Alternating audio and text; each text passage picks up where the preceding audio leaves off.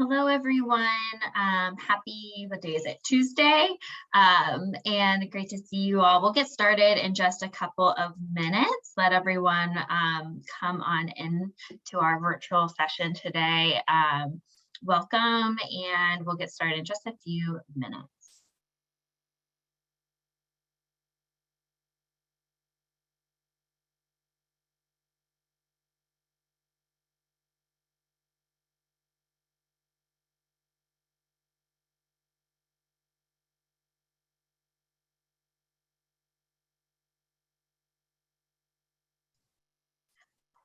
Welcome. For those just joining, we're going to get started in just another minute. I still see the participant number ticking up, so we'll give everyone a second to join, and then we'll get started.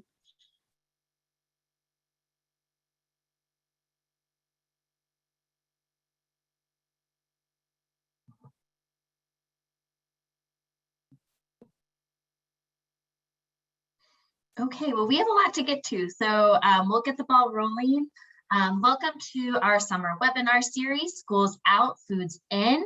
Today, we'll be talking all about summer meals, but a little twist, going back to basics and talking about the differences between usual operations and what was allowed during the past few years with COVID-19 waivers. And then we'll hear from USDA about some of the flexibilities and waiver options for this summer, because they are different from summers past.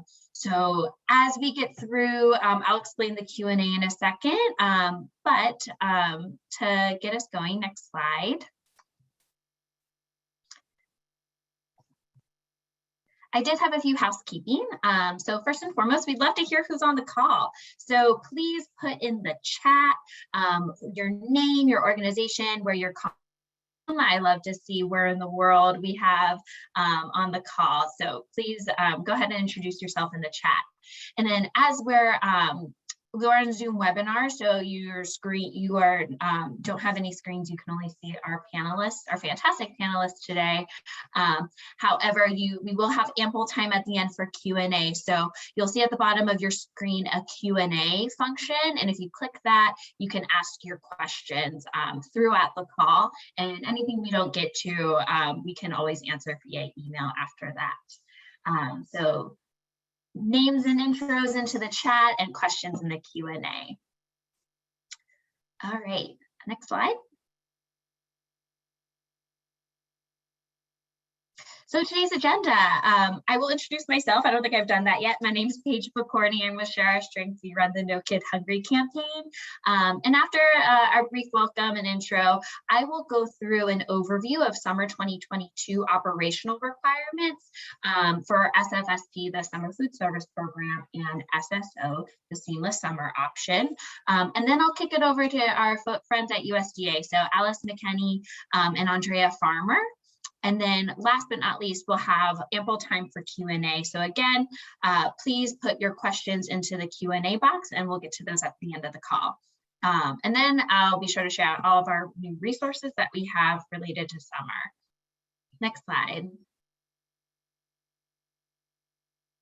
A little bit about us. No Kid Hungry is a campaign of Share Our Strength. We are committed to ending childhood hunger in the United States by helping launch and improve programs that give kids the food they need to thrive. Next slide.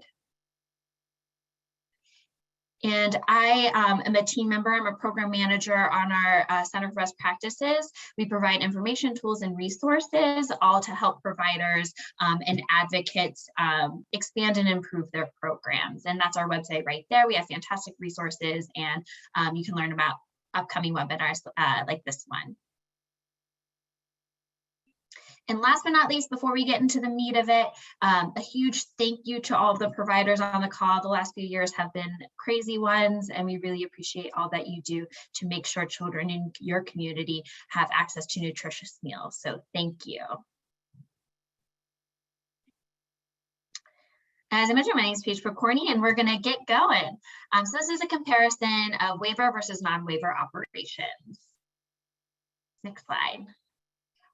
Just a quick overview, if you're newer to the program, the Summer Food Service Program, or SFSP, is a federally funded, state administered, and locally sponsored program of the USDA that allows children to access nutritious meals free of charge when school is out. Schools have the option of serving summer meals through the SFSP or the National Lunch Program Seamless Summer option, and nonprofit sponsors can just use an SFSP. However, while they're two technically different programs, on the outset at an open meal site, they look the same. So both programs serve children 18 and under. Meals are served at no cost. There's no sign up or ID required, and meals are consumed on site. So that's the congregate meal requirement. Open sites must be located in area eligible community, and up to 2 meals per day for most sites are reimbursable. And I'll get into a lot of the nitty gritty of this, but I did want to give a broad overview just to level set at the outset. Next slide. As I mentioned, the Summer Food Service Program is open to both schools and nonprofit organizations. And what I mean by that, think YMCAs, Boys and Girls Clubs, food banks, and also local government agencies. However, SSO, the Seamless Summer option, is only available to schools, school food authorities. Next slide. There are some differences more on the administrative side of each program. So SSO, as I mentioned, only available to schools, and it's actually an extension of existing National School Lunch Program sponsor agreements. The meal pattern is the same as the National School Lunch Program and Breakfast Program, and meals are reimbursed at those rates, at the free rate. However, meals are open to all children 18 and under. This is often chosen by schools because there's less paperwork, the school year meal patterns, so they don't have to switch meal patterns midway through the year. And as I mentioned, only schools have this option. The Summer Food Service Program, on the other hand, is available to a lot more types of sponsors, and schools can use SFSP. It is a simplified meal pattern, and it has the highest per meal reimbursement of any of the child nutrition programs, so significantly higher actually than NSLP. And meals, again, are open to all children. And a lot of times folks will choose this because of that higher per meal cash reimbursement, the flexibility in the meal pattern, and that it's available to more than just schools. Next slide. So now I'm going to get into the differences of usual program operations versus the COVID-19 flexibilities that were allowed the past few summers. So to start it off, describing kind of a step beyond the waiver is USDA's waiver authority. So in usual times, USDA cannot issue nationwide waivers, and they also cannot approve state waivers that increase federal costs, and they cannot approve state waivers that are related to the meal pattern or nutritional quality. This changed during the pandemic temporarily. So during the COVID-19 pandemic until recently, USDA was allowed to issue nationwide waivers, and those waivers could increase federal costs and change the meal pattern requirements if they were related to supply chain issues. So as many of you may know, USDA's nationwide waiver authority has expired. So now they can still issue waivers, but it has to be a state by state basis. So they cannot issue nationwide waivers any longer. Next slide. Now getting into more of the waivers themselves and some of the program regulations. So in usual times, and this is traditional for the program, SFSP and SSO have a congregate or group meal service requirement, which means children must be served and eat on site in a supervised setting. Under the COVID-19 waiver flexibilities, non-congregate meal service was allowed, and parents were allowed to pick up meals on behalf of their child with verification that the child was eligible. Next slide. Meal times. So traditionally the program, only one meal may be served during each service time, and service times must be established for each meal ahead of service. So for SFSP, that is 3 hours between the beginning of one meal service, including snacks, and the beginning of another meal service, and 4 hours between lunch and supper if no snack is served. That's a tough one. For SSO, breakfast must be served in the morning and lunch must be served between 10 a.m. and 2 p.m. Supper service must begin before 7 p.m. and by the end of 8 p.m. End by 8 p.m., excuse me, and snacks must be adequately spaced between meals. During the past 2 summers, there were no federal mealtime restrictions, which allowed states to approve more than one meal being served at one time. So often you saw bundled breakfasts and lunches, and sites could distribute meals for multiple days at a time, generally up to 1 week. So we saw those big meal packs of multiple days, multiple meals. And meal distribution or delivery times still had to be established, though. Next slide. In terms of site eligibility, sites including mobile stops must be pre-approved by the state agency, and sites must meet applicable health and safety standards. For open meal sites, they must be located in eligible areas with greater than 50% free or reduced price eligibility based on school or census data. If you are coming from the Child and Adult Care Food Program at-risk after-school meals program, note that summer allows the utilization of census data, unlike the after-school program only allows school data. For closed enrolled sites, more than 50% of those enrolled in the program must be documented as free or reduced price eligible. So I like to think of it, open sites is eligibility is based on like geography and the children who live in that geography, and closed enrolled sites are based on the children attending that site. And so during the COVID-19 flexibilities, this was all the same, generally speaking, but in summer 2021, area eligibility was waived for all programs and sites. Next slide. A little bit more on area eligibility. As I mentioned, both school and census data can be used, and I keep stressing this because it's going to be especially important this summer because area eligibility is back in the game. Sites must be area eligible if they are to be an open site. And I have linked here, and the slides will be provided after this call, the average eligibility map that we have, and USDA also has a map that you can use to see if your site is under the area eligibility using those data sources. A couple other things, area eligibility must be determined every 5 years, regardless of transition from one child nutrition program to another. However, once determined, an approved site, the site's area eligibility is locked in for 5 years. So for example, if a site was deemed area eligible in 2018, that eligibility would carry through for 5 years, so through this summer. Next slide. This meals reimbursed is pretty much the same during the COVID-19 flexibilities and before and in the future. So per child per day, 2 meals and 1 snack. So a breakfast and a lunch, or I'm sorry, 2 meals or 1 meal and 1 snack. The only exception is that sites are permitted to serve for multiple days at the same time. And note, if you are determined to have a camp or migrant site, the meals reimbursed are slightly different. You can claim more meals.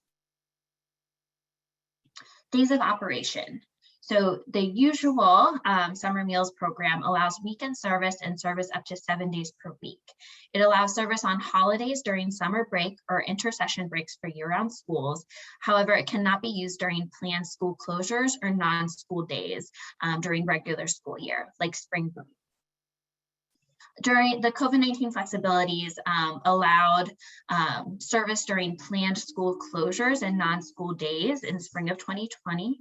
In school year 2021, serving through SFSP SSO was permitted on any day, regardless of school operating status.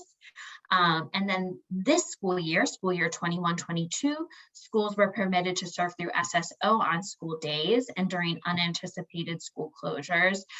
However, the use of SFSP was limited to unanticipated school closures without virtual instruction. Next slide. So I mentioned this word, unanticipated school closures. So SFSP has always been available during this time, during unanticipated school closures. So traditionally available October through April.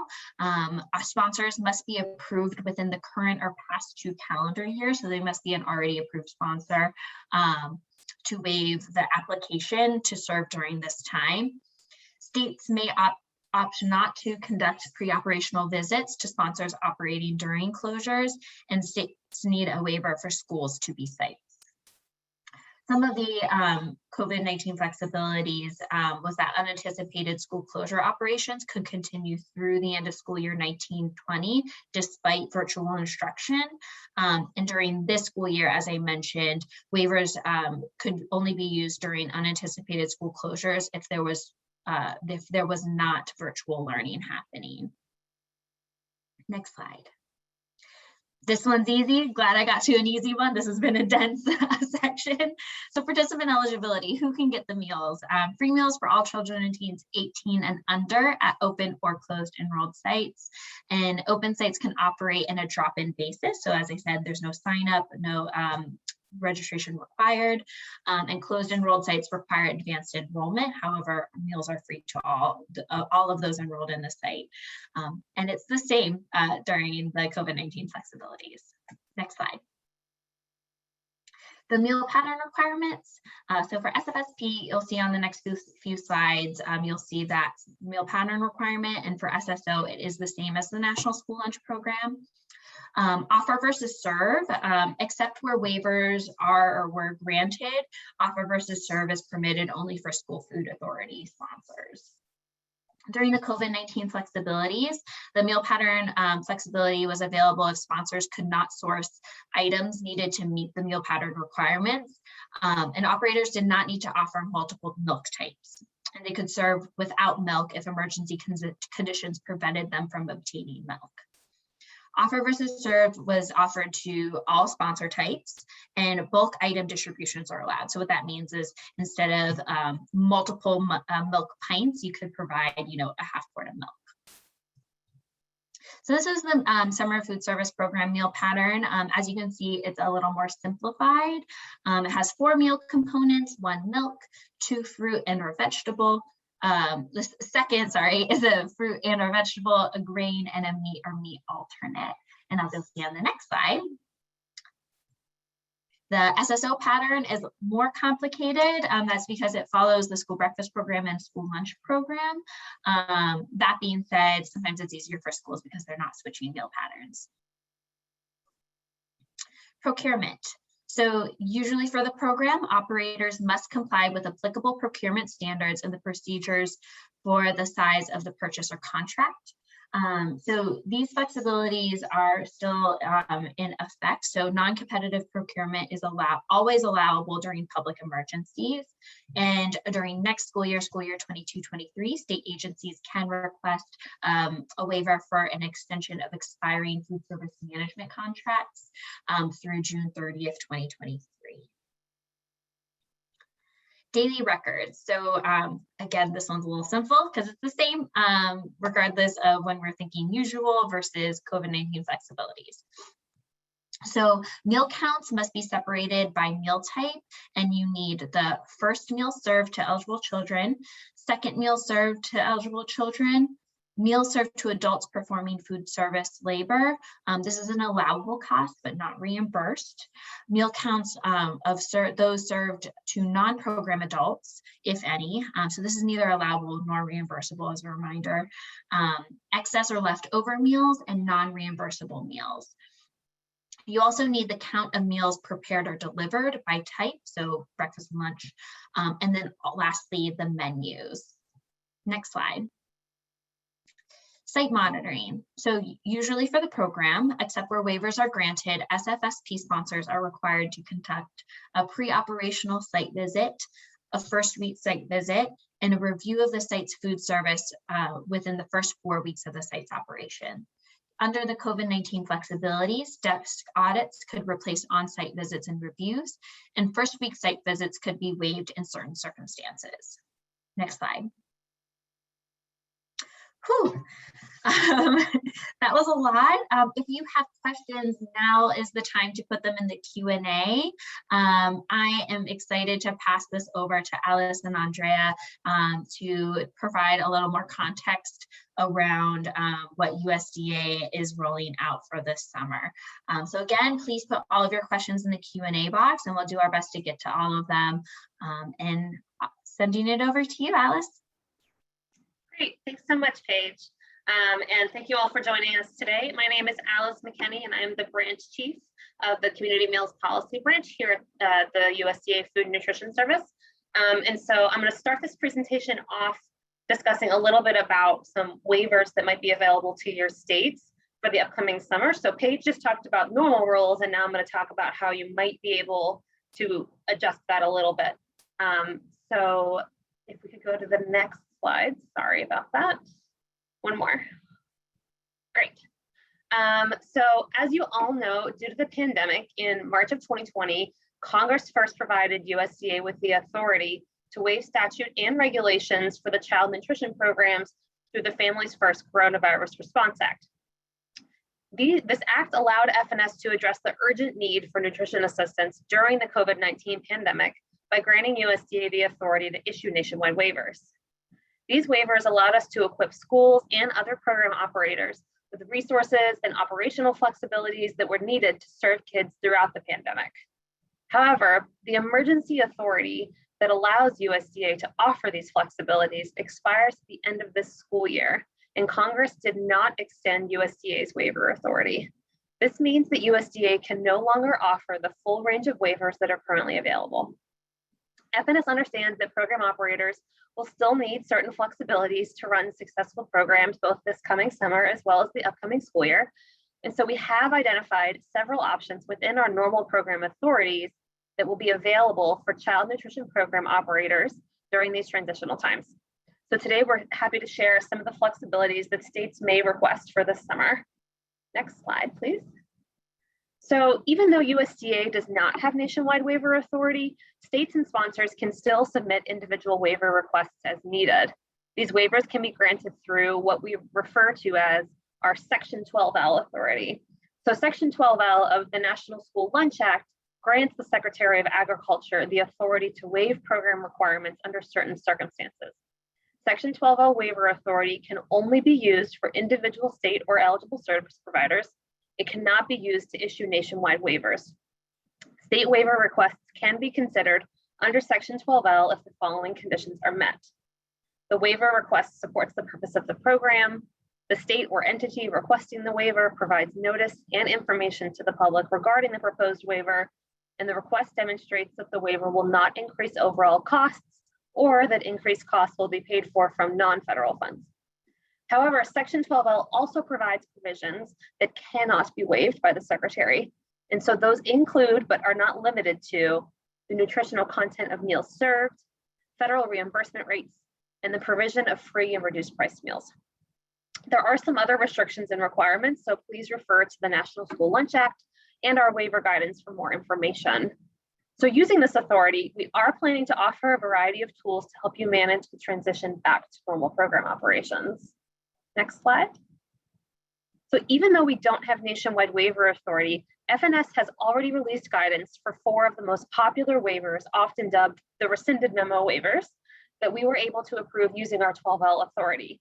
So that includes the first week site visits, offer versus serve, meal service time restrictions, and area eligibility for closed enrolled sites for both SFSP and SSO for this upcoming summer operations. FNS has already processed and approved all submitted requests for state agencies for these waivers. Sponsors and program operators to check with their state agency to see if their state requested and was approved for one or more of these common summer waivers.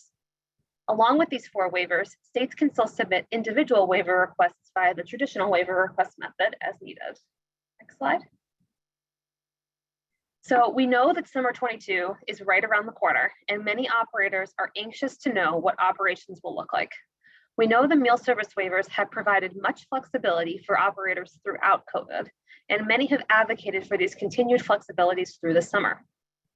As you may know, non-congregate meal service and parent pickup of meals for SSO are already included in the nationwide SSO waivers that were issued last fall and that are available through June 30th of this summer.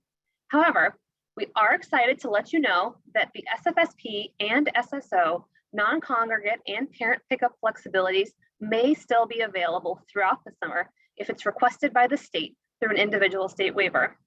USDA can approve these waivers using our Section 12L authority.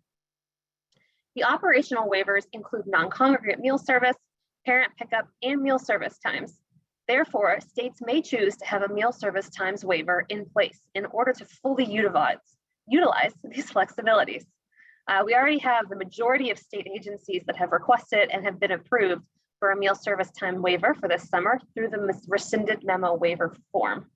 Therefore, the meal service times waiver is not included in this guidance for requesting additional waivers for this coming summer and school year. And those that did receive the meal service time waiver already, it expires April 30th. I also want to note, April 30th of next year, sorry.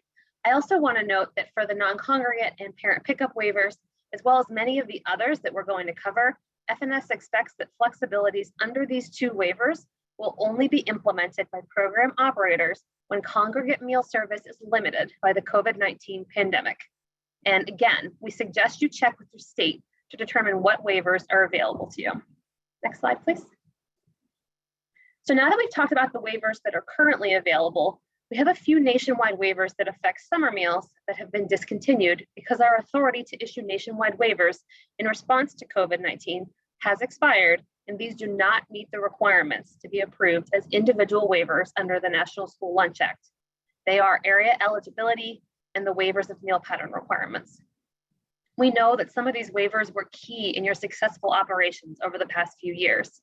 While we are unable to continue these waivers, we are working hard to come up with guidance and flexibilities that USDA does have the authority to offer this coming summer that will help program operators successfully transition from some of these waivers back towards normal program operations.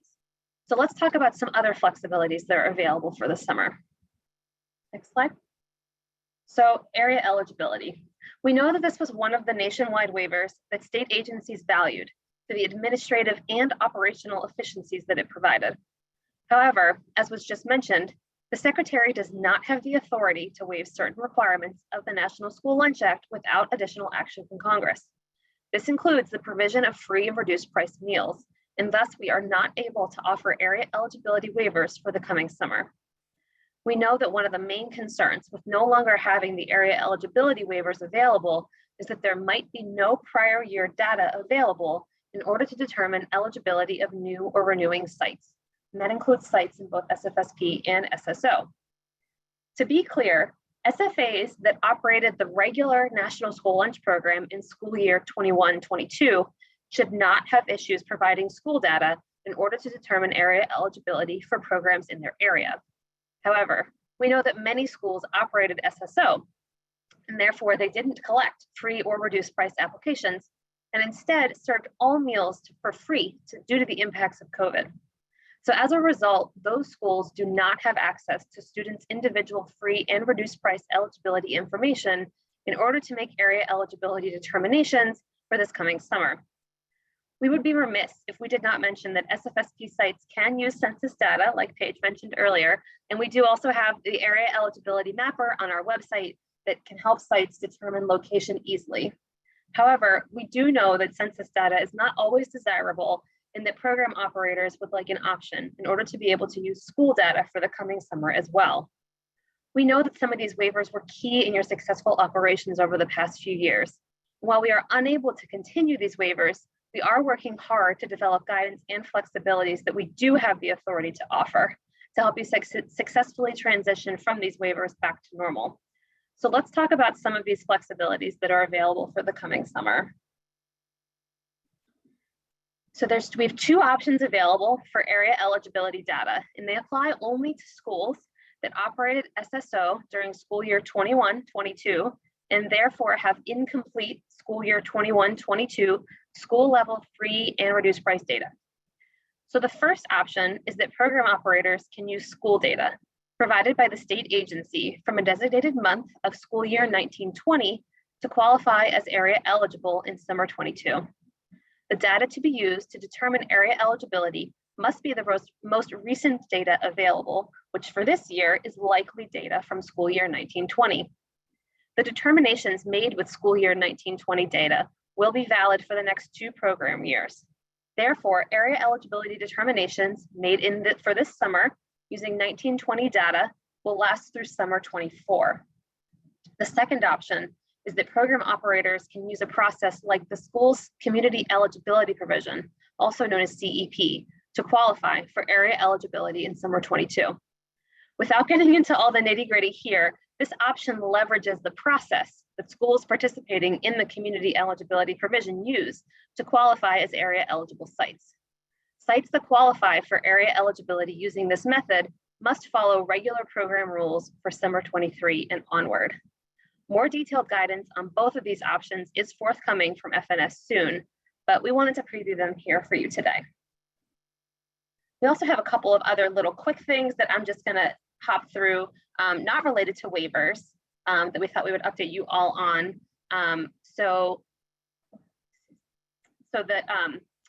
As you might recall, in May of 21, we released a memo about collecting race and ethnicity data by visual observation and identification.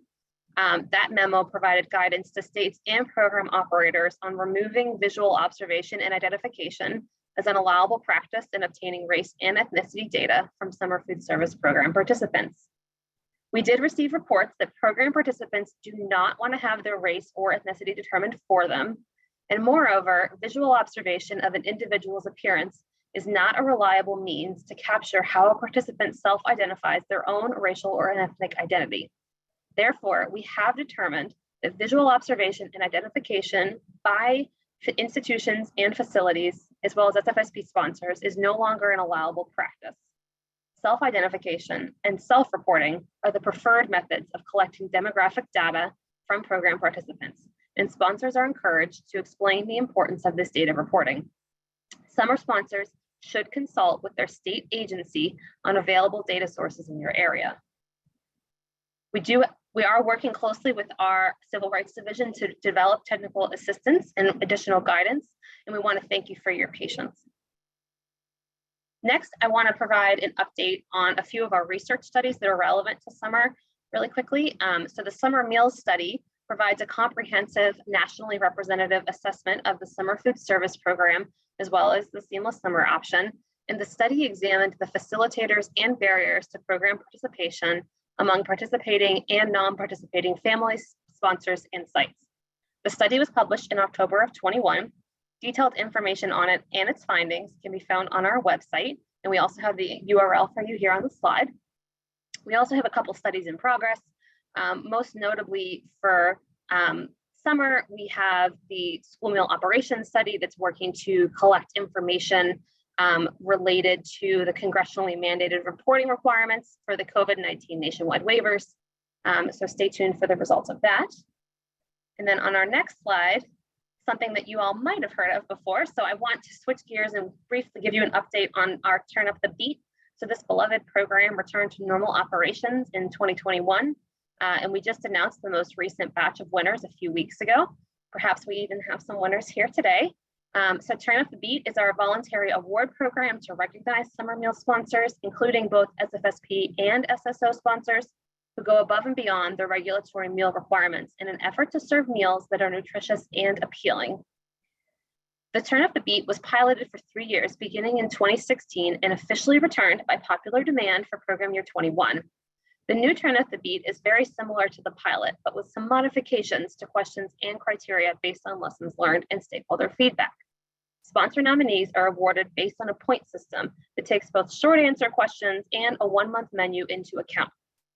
Points are awarded for a variety of approaches to improving meal quality and nutrition education, such as serving whole grains and fresh fruits and vegetables, serving meals that are age appropriate and culturally appropriate, incorporating local foods into menus, and conducting nutrition education activities with program participants.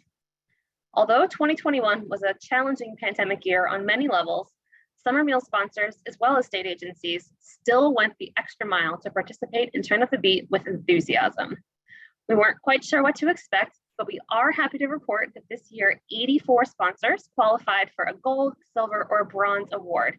So congratulations to all of them. The award materials for this coming summer have been posted on our Turn Up the Beat website, which is listed here on the slide, and we encourage states and summer sponsors to consider participating. While there's not a monetary prize with the Turn Up the Beat recognition, all award-winning sponsors do receive a personalized certificate and bragging rights, and we will also publicize our gold and silver level awardees through our communications channels. And then I just have one more quick update on the next slide. So before we move on, I do want to make sure that you're all aware that the Summer Meals Site Finder number has changed. So the 97779 number that was previously in use is now discontinued, and the new number is the number bolded on this slide. State agencies were notified of this change in February. So using this new number, you can still text summer meals or a question that might contain a keyword such as summer or summer meals or verano for Spanish to receive an automated response to resources located near an address or a zip code. We encourage you to relay this information as appropriate, and we encourage sponsors to update any relevant promotional materials. So now I'm going to turn things over to Andrea.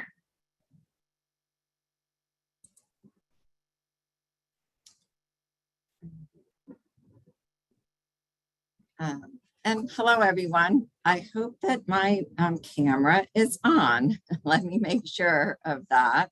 I'm Andrea Farmer. Thanks to all of you who are on our, who have tuned in. Okay, I am on. Good to know. Okay. All right. Thanks to all of you. I'm Andrea Farmer. I'm the branch chief over the program monitoring, the program Community Meals Program Monitoring Branch, part of Program Monitoring and Operational Support Division. And I'm just going to provide you some updates on where we are now in terms of monitoring and also a little bit on the procurement. So Paige had talked about states, individual states can request to waive the requirement that local operators meet food service management company contract duration requirements. And so a little bit more about what that means. That would permit program operators to extend their existing food service management company contracts. And then that provides a flexibility, which means that local operators do not need to recompete their existing food service management company contracts. So a little bit more about what that will mean for states that do request to waive that. And then next slide. So now I'll go on and talk about monitoring. So as many of you know, last summer, there were offsite monitoring flexibilities for the summer food service program. And that allowed visits to be done instead of onsite, allowed the offsite flexibilities to do desk audits. But of course, that was through nationwide waivers. That is not in effect anymore. But I will say for continuing through this year, we did recognize that with COVID conditions, a number of the current monitoring requirements or regulations just are not officially addressing the oversight of the child nutrition programs. So, and starting in fiscal year 21, but again for fiscal year 22, we provided state agencies the opportunity to submit a waiver request of both state and local child nutrition program monitoring requirements. And in those requests, the state agencies propose alternative plans for conducting effective program oversight. So next slide. So those oversight plans that are waiver requests that we're getting in for state agencies now for this summer, they include waiving on-site monitoring requirements. So that includes for state agencies, waiving pre-approval visits and required reviews that they have to be conducted on site. Sponsors, this would waive for sponsors, again, for any required site visits or reviews that it has to be done on site. So that does allow that off-site flexibility. I will just remind you, Alice covered this, that the first week site visits, many states already requested to waive those, and those have been approved. So next slide. So far, we have approved 13 SFSP waiver requests from states, And those oversight waivers and plans, they are in effect until September 30th. And so until the end of the summer. And next slide. So what did these requests look like? So these varied by state, but many states requested to waive these on-site monitoring requirements, which is, I think, the big thing that a lot of people are really interested in for both the state agency and for their sponsors. But some states also requested to waive the review of food service operations at each site within the first 4 weeks of operation. And they opted to extend the review period past 4 weeks to allow more time to complete offsite monitoring. And we also saw that many states chose to use the robust offsite monitoring strategies that they successfully implemented last year, again, for this year, for this summer. And I'm saying strategies because as any of you that were out monitoring offsite, you realize that you did have to develop strategies for how you could effectively conduct reviews,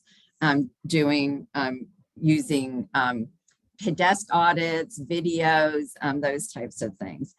So these alternative oversight plans included a variety of these strategies and things like targeted technical assistance, monthly webinar trainings, development of technical assistance resources, virtual training events, and conferences. So we do want to highly encourage sponsors to work closely with their state agency if they have questions about how monitoring and program oversight are being implemented in their state. I know I just said that we've approved 13. We are still getting in requests. And of course, for summer, because summer operations are going to start very soon, we are processing them as quickly as we can, but please do check with your state agency. And then next slide. Just a little bit about moving forward. You know, we're encouraging the state agencies to continue to work with us, with FNS, to develop effective monitoring strategies that works for their individual state. And this all has to be done while maintaining program integrity. And over the course of the pandemic, over the past 2 years, we've really collected a lot of feedback from state agencies, stakeholders, sponsors about how they conducted monitoring, especially offsite or a hybrid of offsite and onsite. So we're looking at that feedback and looking to see what types of monitoring flexibilities that we may be able to make available without the need for a waiver. So that is future, looking down the road. For this summer, folks will be covered again if their state agency requests an oversight waiver. And we really do appreciate on the monitoring side, all the hard work and effort states and sponsors, summer sponsors put into monitoring each year. And it really shows the commitment to quality and program integrity, ensuring that children will continue to have access to those nutritious meals in their communities throughout the summer. So that is it. Next slide. Thank you so much, Andrea and Alice. That was fantastic. So much information. My head's about to explode a little bit, but that's okay. These slides will be available after the call. We will be sending them out with the webinar recording and in addition to any resources. So now it's time, we have plenty of time for Q&A. So continue putting questions in the chat. Also, if you put a question in there, check back at it because it might already be answered via text by one of the USDA folks on the call. So I will start with a question that was entered many times, probably for Alice, maybe Andrea too. Could you advise or give examples of what constitutes the determination that non-congregate service is limited due to the COVID-19 pandemic? Sure, sorry, I'm just pulling up my notes here because this is definitely a question we have gotten before. So we just want to let you all know that we do expect that program operators will only use the non-congregate meal service times and parent pickup waivers when congregate meal service is limited by COVID-19. So local program operators in collaboration with the state agency are best positioned to determine to what extent these waivers are needed. FNS is not requiring states to collect any specific documentation to justify the need for the waivers, but states may develop their own protocol for using the waivers. So to ensure that the necessary information is available for reporting purposes, states may be able to report the number of program operators that use the waiver, must be able to report that, and as well as how the waiver impacted meal service operations at participating sites, whether the waiver resulted in improved meal services to children, and how the waiver reduced the quantity of paperwork necessary to administer the program. So hopefully that's a little bit more information and is helpful in this situation. And this might be a talk to your state agency question, but kind of in follow-up to that, would ongoing labor shortages fall under that COVID-19 umbrella, or is that a separate issue? So that's a good question, and we've been getting it a lot lately and kind of been tossing it around. I would say at this time, maybe check with your state agency. I don't want to rush ahead and answer something that we haven't fully finalized. Absolutely. And can I ask for a repeat really quickly of what states have to document? Sure. So states are going to be, and this will all be in the paperwork that the state gets once they do, if and when they are approved for these waivers. But they will have to report the number of operators that are using the waiver, how the waiver impacted meal service operations at participating sites, whether the waiver resulted in improved services to children, and how the waiver reduced the quantity of paperwork necessary to administer the program. Thank you, Alice. And for those on the call, I know you're probably vigorously taking notes, but one thing we can do is provide some of these answers that were answered verbally in writing.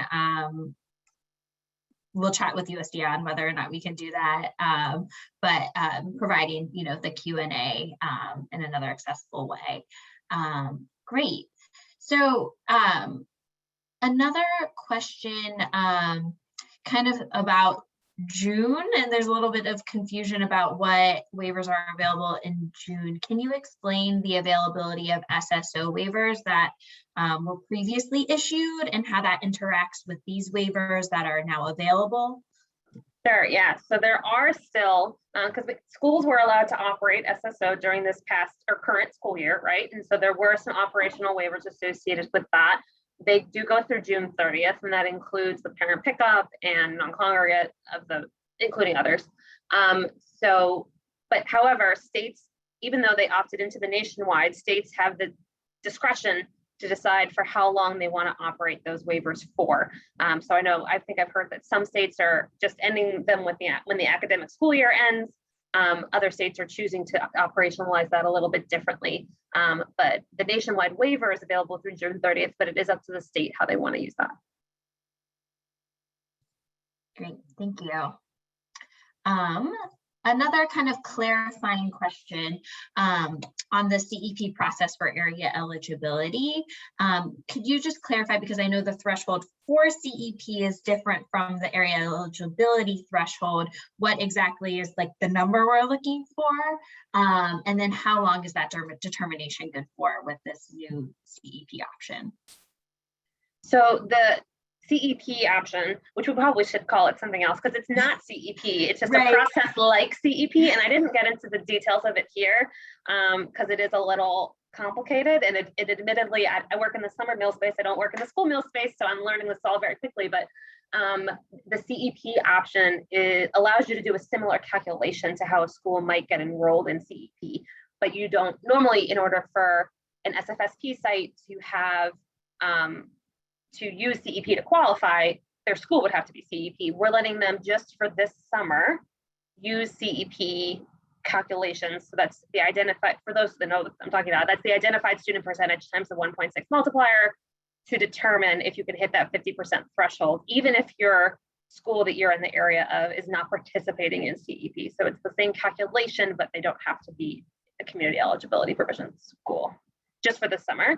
And for those on the call that might be curious, it is also an option for CACFP through this coming school year for those sites that are relevant for that, but it's not going to be available next summer. The other option that we offered for calculating area eligibility flexibilities using the 1920 data, because you don't have last year's data, that's available through summer 24. And that's just because of the way that those data sets are set up. Got it. Thank you. That answered a lot of my questions, I know, so appreciate it.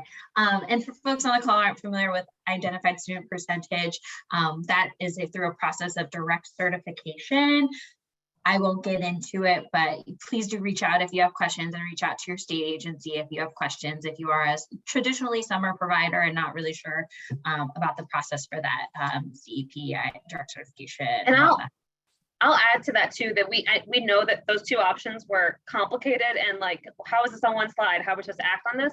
We are working on written guidance specific to area eligibility that is in the clearance process. So stay tuned, that will get released to your states as soon as it's available. We are working to expedite that, but yeah, not available quite yet. Awesome. Thank you, Alice. Okay. Let's see here. There's a lot of questions, so I'm just trying to sift through.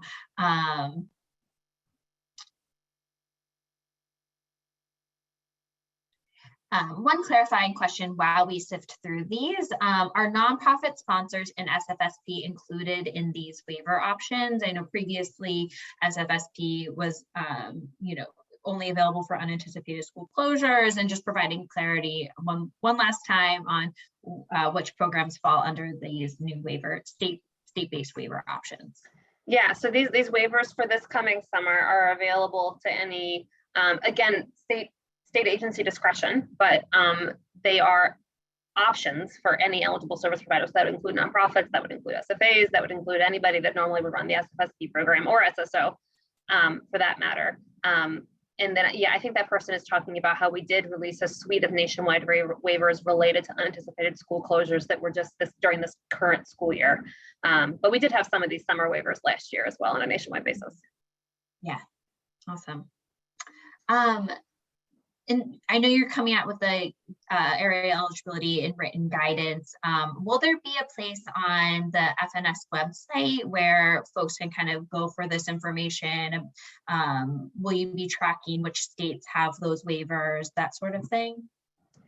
FNS is definitely going to be tracking that. I can't make promises for how quickly our website is going to offer that information. So if a sponsor is curious if their state has received one of these waivers, the quickest way for you to find that out is to contact the state agency yourself.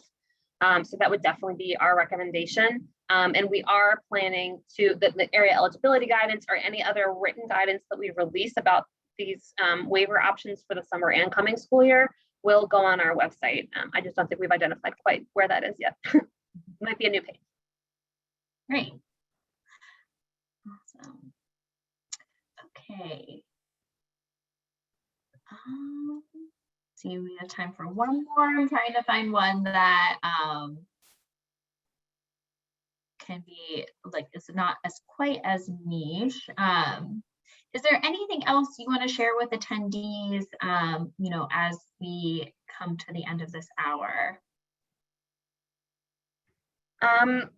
I mean, I would say, we've definitely appreciated everything that operators of all the summer meal programs have done the last couple of years. I mean, I think that when COVID first became an issue, it was right before summer 2020, and we just figured out sort of how to do school, and then summer came, and you all have been just so flexible and adapting to changing circumstances. So we definitely appreciate that. Yeah, I'm looking through these questions now too to see what else we can quickly answer. I don't know if Andrea, you have any that you see in there that speak to you. I'm taking a quick look too. There's so many. Thank you guys for all these great questions. Fantastic questions. One thing I feel like I can confidently say this is the racial ethnicity information still required, and that is yes. And work with your state agency on what would be an allowable data set. We understand, the open sites are tricky. I don't know, Alice, if you've heard any good strategies that some states have used for determining race ethnicity data for open sites. We started to hear a little trickle of information that we're internally discussing before we want to broadcast them as great options. I think most of them are great options. We just have to make sure that they're all things that we can advertise as allowable, which I'm pretty sure they are again. But we are hoping to get something out to y'all soon. Great. Awesome. Well, please do continue. Oh, Andrea, I just saw you popped on. Yeah, I did. I do see one here about a question about what if COVID-19 cases begin to escalate once again? What would be the protocol for site visitation? So that would be something that you would want to work with your state on, because it does mean it involves local conditions. But I do think that is a good question. But remember that these waivers that the states are requesting, you know, they go for a period of time. They have time where maybe the local conditions are such that on-site visits are fine right now. And then COVID-19 cases go up, then the state agency then can go ahead and request those waivers if they need to. So I think you want to be in contact with your state agency, but this is a situation where local conditions would have to be taken into consideration. So. And actually I have like a question on that. So in terms of requesting the waivers, I know previously there were kind of like requesting waivers in case that COVID-19 rates go up. Is that in a different scenario right now, or is that something states can do? Well, I can talk about the oversight waivers that include, and the things that include the monitoring. So for summer, we're talking about those oversight waivers. That is part of that process for them, is that they're putting an alternative plan and they're explaining why they need it. So part of their plan is when would the offsite visits be necessary, and that is tied into COVID, because these are still tied into COVID. So that does become a piece of the plan that the state agencies are requesting. And this, like I said, is for this summer, because it's part of a bigger oversight plan for monitoring that the states are doing. Got it. Thank you. Yeah, and just to address that from the policy side as well, you know, in terms of when they would want to request something. I mean, I think we all know that COVID is, the graphs all look like this, right? So you can't really predict it. And so the states are welcome to request the waiver now to have it on hand and then use it as they decide to at their discretion. That's definitely the state agency's decision if they want to do that. That's what I would recommend, because waiting until you need it 2 days later isn't exactly going to result in a 2-day turnaround. So Great. Maybe, but maybe not. Thank you. Well, I see we're close to time. I just want to thank you both so much for offering all this insight, and all the other folks on the back end who are answering questions. We really appreciate your time now and through the past crazy few years, and in the future. I know how busy you are, so appreciate this hour. Thank you. Yeah, we have a couple more slides, so please don't leave. We have some great information coming at you. We can just pull back up the slide. So we have some really great resources. We know things will be changing this summer, so we wanted to provide you with some sample language that you can use in your communications with parents and families. So this is a Google Doc. It's not the prettiest of our resources, but it's highly useful. You can copy and paste, add in your site information, and it includes just some sample language, social media, letters, all that good stuff to help you communicate with families. And then in addition to the slide deck that you'll be getting, this resource outlines in more detail some of those operational differences between usual versus COVID-19 flexibilities. So highly recommend this resource. It can be very useful as you're doing program planning. Next slide. And here are just some of our additional resources that we've created over the past year or so. We just did a really wonderful webinar about staffing strategies, applies to school and during the summer, and working through those labor shortages and challenges. We also have a print resource that with strategies too, if you'd rather read it. Also tips for navigating supply chain disruptions and communicating, menu changes with your school community, because we know that is a big issue right now too. And next slide. Also want to plug our future webinars. So those 2 past webinars in March and just a few weeks ago are available on our website as a recording and slide deck. I also have a date. I should have updated this slide. On May 17th, we'll be doing a Promoting Your Summer Meals program webinar. We have 2 fantastic speakers for that. In June, we'll be chatting through evaluating and incorporating feedback. And then July, thinking ahead and transitioning your summer program to a after-school meals program, a great strategy to provide year-round nutrition to your community. And last but not least, if you want to find out about these resources and future resources and webinars, please do subscribe. That is the link to subscribe to our newsletter. I swear it's not like spam. It's just twice a month. It's a fantastic newsletter. It also provides all of our grant opportunities. So please do subscribe. And that is our website where you can find all of this information. Last but not least, you can have my contact information right there, peoplecorning@strength.org. You can always email me. I'm happy to chat and connect you with the folks who can help answer your questions.